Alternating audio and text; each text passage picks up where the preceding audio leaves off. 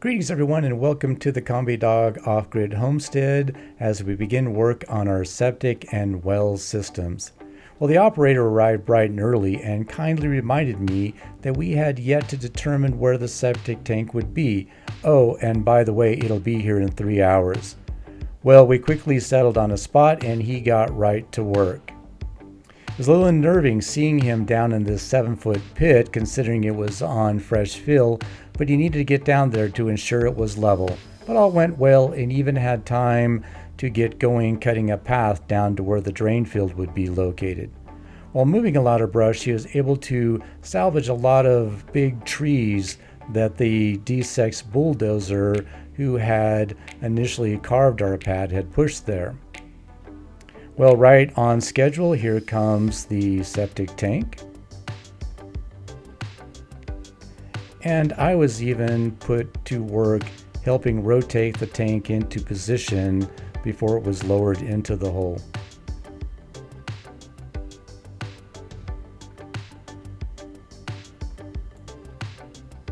One last check to make sure the tank is level plumb and at the right height.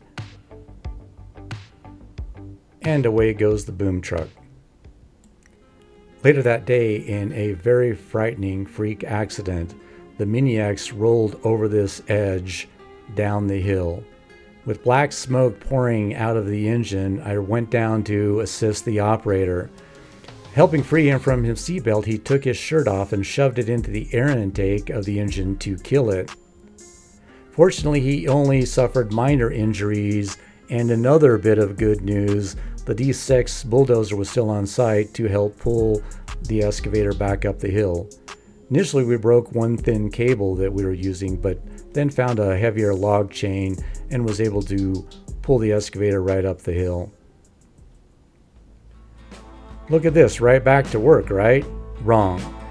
The Mini X actually spun a bearing from running the engine upside down. This is a whole different Mini X, one that belonged to the neighbor up the street who was good enough to lend it to us for the rest of our project. This is the hill that the excavator rolled down.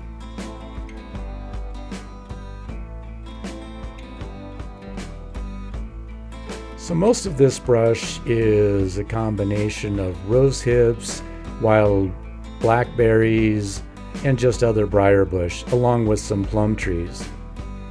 It took quite a bit to rip it all out and move it all down the hill into one giant pile of brush that I still have to deal with.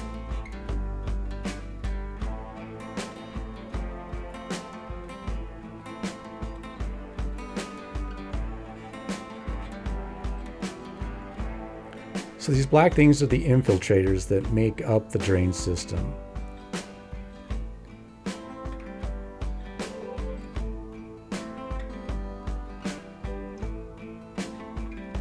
We have 3 rows of them, and this is what the end of one looks like. They just go from one to the next to the next.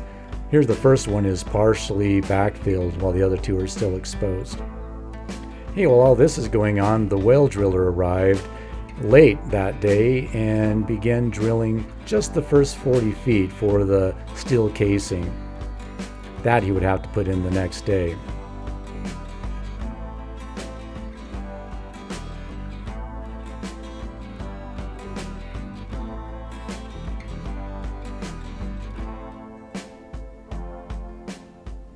So eager for a quick start the next day, what does he do? First thing, slide his trailer off the edge. Big delay as he waits for a crew with a winch to come pull his trailer back up, and he had to dump 250 gallons of his soapy water solution down the hill. That solution is meant to cool the drill bit.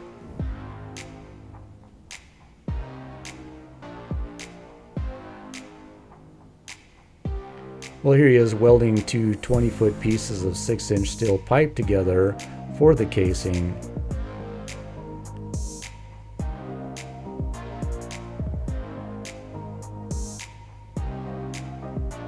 And there it goes. And then he surrounded it with a bentonite clay to make a watertight seal around the outside edges. Now this is about 275 feet. I was hoping for water at about 150, but here at 275, We're getting water, but he says not enough, maybe 5 or 6 gallons a minute at best. So he goes deeper. Each of these 25-foot drill rods represents $1,500 to me. Cha-ching. It just killed me every time he went to pick up another one of them.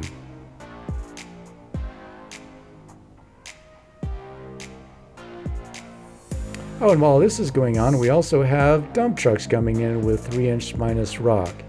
So it's quite a busy little job site between excavation, septic tanks, and drain fields, and well drillers. But here we are, last day of work, and the drain field is in. We just have to backfill it. While this is going on, the well driller begins putting in the 4-inch PVC liner that goes the rest of the way down to what ended up being 420 feet down. The septic tank installer suggested that we should put 200 to 300 gallons of water into the septic tank to prevent it from floating away during the wet weather. Apparently, if the groundwater gets high enough, an empty tank can simply lift up out of the ground. Well, the well driller, hearing this, offered to bring us up 250 gallons of fresh water, which he did. Very nice of him. Saved us a big hassle.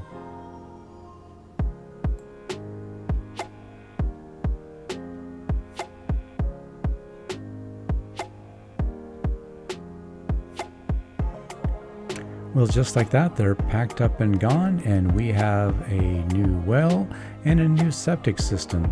We still need to put in a pump in the well, but that may be our next project. Well, thank you for coming along on this part of our journey. If you haven't already, please like and subscribe. It means a lot. And until we see you next time, stay safe and keep building your dreams.